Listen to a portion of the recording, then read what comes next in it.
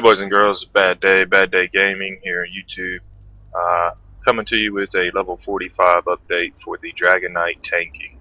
Um, Took me a little while to get to this video, sorry, overshot it by 2 levels. Had a little issue, my wife got a new puppy. Puppy decided that my old headset would be a good chew toy, but had to order a new one. It got in today, so I'm testing it out today. Bear with me if the audio quality is a little low. I'm going to try and work those bugs out. Anyway, what I wanted to go over today is my current build that I'm using. I'm running 2 builds right now. I've been playing around. I burned up all my extra points just clowning around. Not a big a deal. I can go grab sky shards and do some extra dungeons and get some extra skill points. What I wanted to go over with you guys is I'm actually 47 now. I've been grinding for the last 2 levels. I actually beat Cold Harbor and Mulug Ball at level 45 with my build. It's not that hard of a fight. It's more of an endurance fight, survivability style fight. But I don't want to waste 5 levels in veteran content running quests and burning up 5 levels, so I'm grinding here in Cold Harbor trying to get level 50 before I go. Anyway, let's give a quick breakdown of the rotation I use. This is my dungeon tanking build. It's for dungeons. It's not really for soloing content. You can solo content with this, but it's for a group dungeon style setup. Or use extended chains, and that's just if for whatever reason I lose aggro on a target or it's going after my healer or somebody who's low health. I could just reach out there, grab them, pull them back to me, hit them with ransack real quick. Bear with me also, I've got a little bit of a cold going on, guys. I apologize. We got choking talons in the number 2 slot. Mobilizes enemies.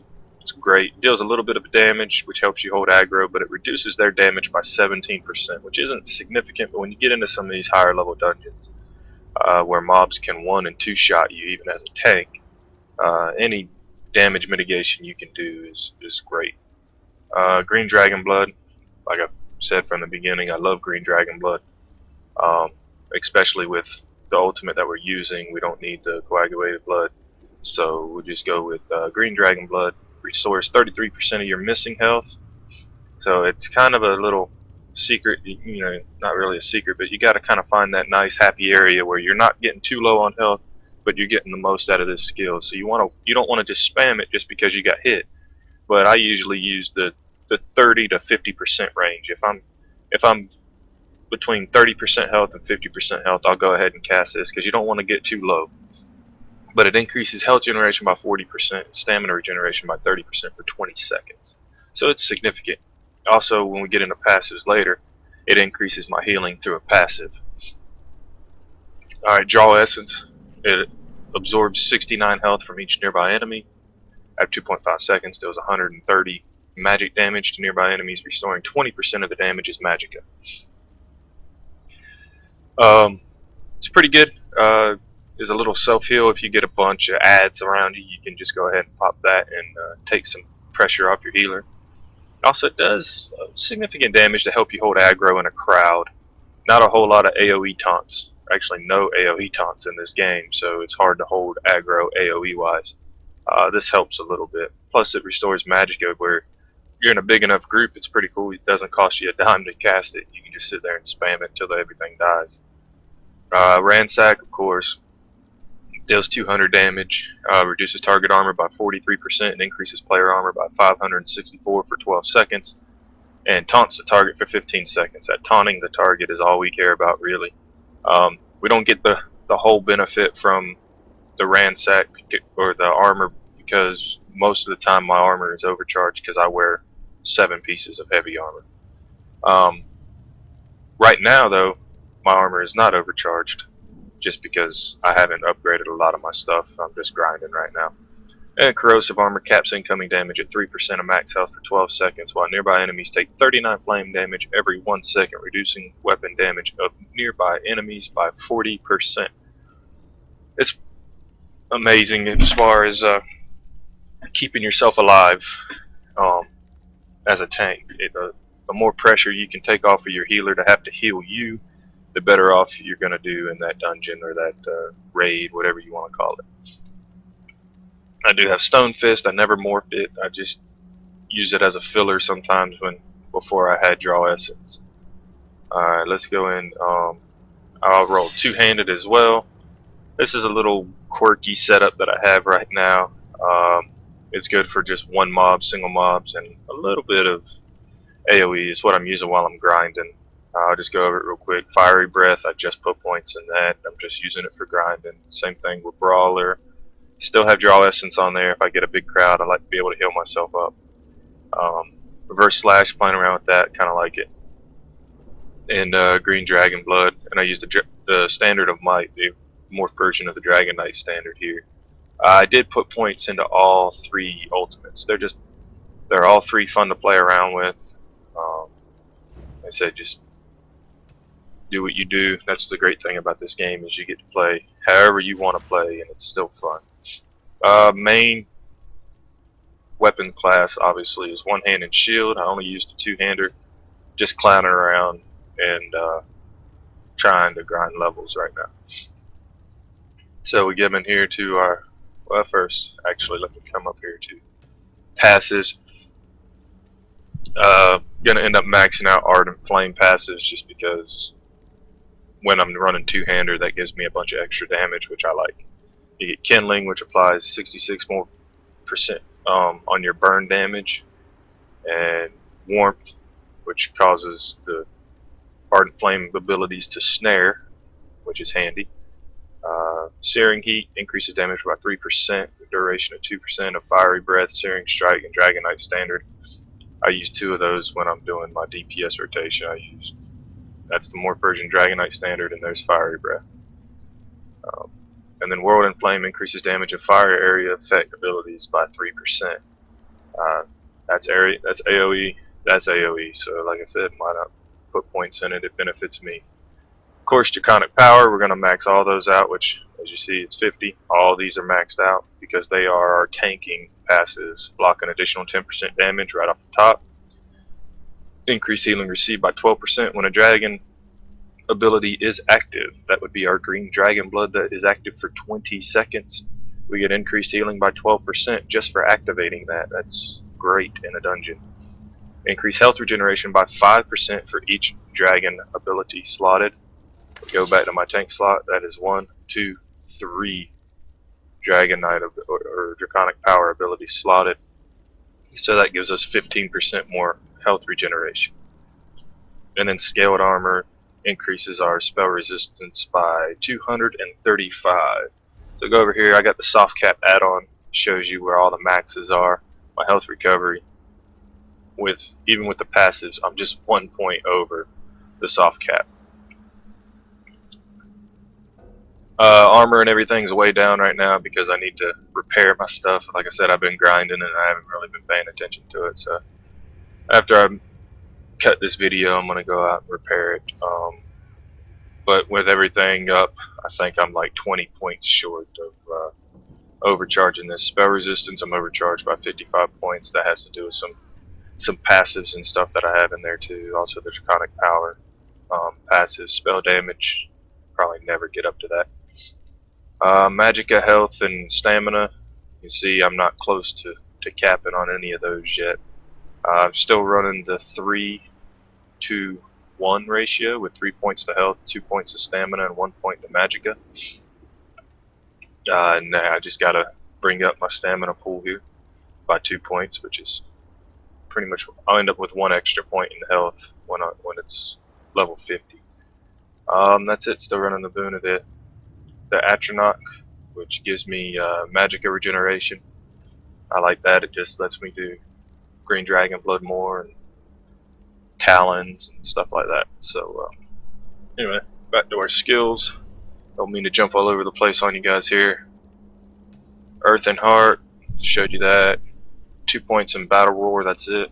Just to restore health and Magicka and stamina, equal to 70% of the ultimate cost. So that's going to be at least 70. The higher you let this thing build up, the more you get back from it. I've had it actually, I've been down to about 30% health and cast the ultimate, and it just damn near healed me all the way up. Not sure how the math worked out on that, but it did. And then of course I'm capped my damage at 3%, so I pop green dragon blood and heal the rest of the way up, because nothing's going to kill me while they're hitting me for 3% damage. That's pretty much a 12-second invulnerability for a tank. Anyway, back to weapons. We're going to max all these out. The only one I'm lacking right now, as you see, that's 49, is Battlefield Mobility. Fortress, reduce the cost of blocking by 30%, reduce the cost of one hand and shield abilities by 10%. We like that. Increase weapon damage on sword and board here by 5%, and block mitigation by 20%. So successful blocks, we take 20% less damage than if we didn't have that passive. Deadly Bash deals 100% more additional damage with Bash, and it costs 50% less stamina, so we can do more damage, and it costs less, so we can, in effect, do even more damage with it. I love Bash as a tank. That is your main damage skill. You can just pretty much ride any of these. Are all support skills down here, and Bash is the way you do most of your damage. You just caution what I see a lot of tanks doing is just going in and spamming Bash, and then they have no stamina later to taunt anything off. That's a bad move. Save your stamina for your taunts.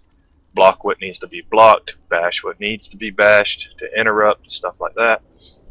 Remember, your job as a tank is to hold the aggro and limit the damage you and your party take. Your job isn't to put out a ton of DPS. You need to be putting out damage, you need to be putting out crowd control, and most of all, you need to be putting out damage mitigation for your party.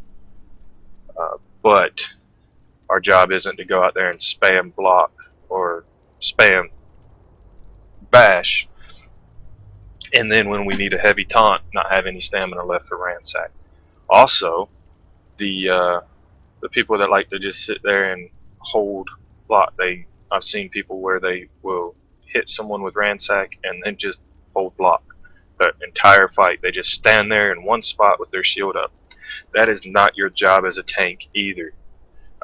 And it won't work in higher content, because these guys will one-shot you or two-shot you. You cannot stand there and just hold block the entire time. That's not your job as a tank either. You have to be an active member of the party. A lot of these dungeons require that the tank participate in active mitigation and DPS. So if you just stand there, you're not going to down the mob fast enough, and your whole party's going to wipe. Two-hander, like I said, I'm just playing around with it. I got Brawler, I got Stampede, I have Wrecking Blow, Reverse Slash. I'll probably end up maxing these out as I get extra points, just because I'm really enjoying the two-hander DPS portion of the Dragonknight here. And although I usually just anybody can use these skills, but I'm enjoying it. Heavy armor, got it maxed out. I have for a while. Not using immovability. That seems to be more of a PvP skill. It's an entirely different build. If you want to build for PvP, you need more DPS skills down here. This is strictly PvE for dungeons and grinding dungeons, group content. So we maxed out everything here. Resolve increases armor by 3%, base spell resistance by 3% for each piece of heavy armor. You see my current bonus of 9% armor and 93 spell resistance. Constitution increases health regeneration by 4% per piece of heavy armor equipped. So I get 12 extra health regeneration. Juggernaut increases the power with melee attacks by 1% per piece of heavy armor equipped. So that current bonus down there does not make sense, because I have 7 pieces of heavy armor equipped. So I would hope that, unless that's some sort of cap on the Juggernaut or just a bug, I would hope that that percentage is 7% and not 3%. Bracing decreases the cost of blocking by 20% when a heavy armor set of 5 pieces or more are equipped. Some people don't think this is worth it. You can put 1 point in it and just get a 10% increase or decrease in the cost of blocking. That's one of the main things we do is block. So if I can decrease the cost of it, I'm going to wear at least 5 pieces of heavy armor anyway, so I might as well go ahead and spend 1 point to get the extra 10%. And rapid mending, increased healing received by 1% per piece of heavy armor equipped. Again, I don't know if that's bugged or if it's just capped at 3%, because I have 7 pieces of heavy armor and it's showing current bonus of 3%. Alright, World Soul Magic. I use Soul Summons.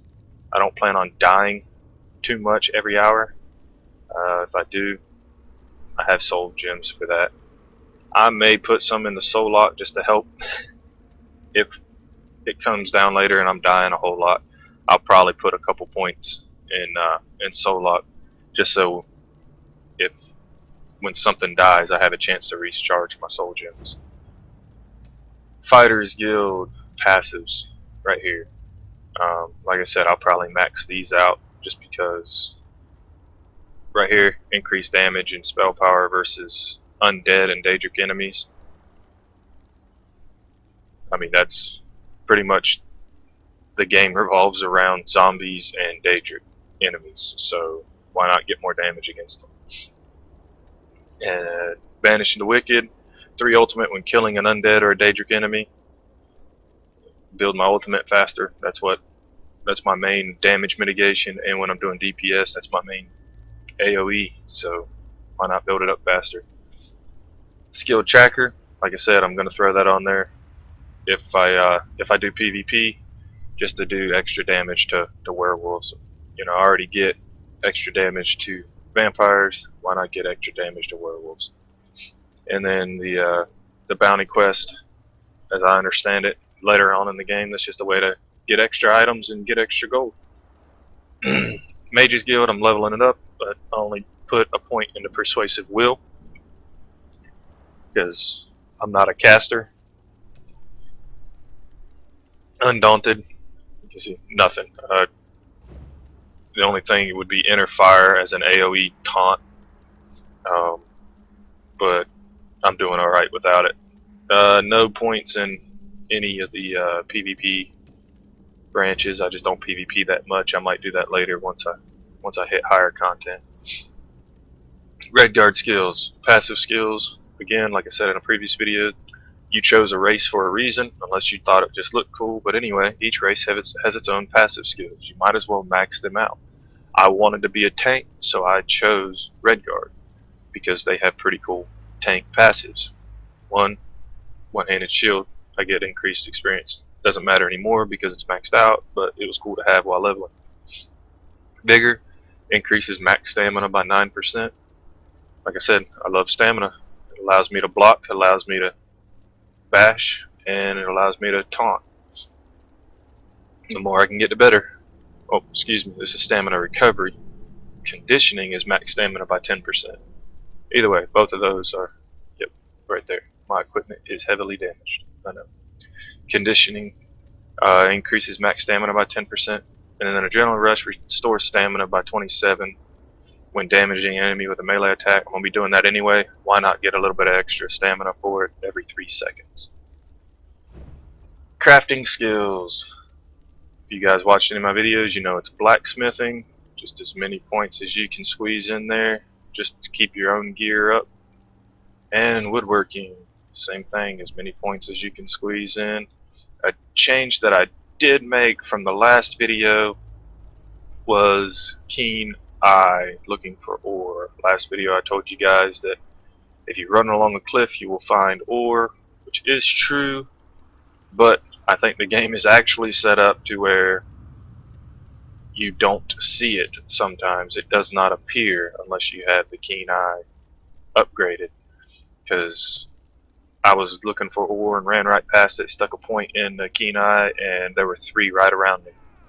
So I don't know if they were there and I'm just an idiot and didn't see them, or if they just didn't pop up until I put points into keen eye. So, I mean, all in all, for 2 skills, you're looking at 6 points. I'll go ahead and spend 6 points and be able to gather my own ore rather than buy it.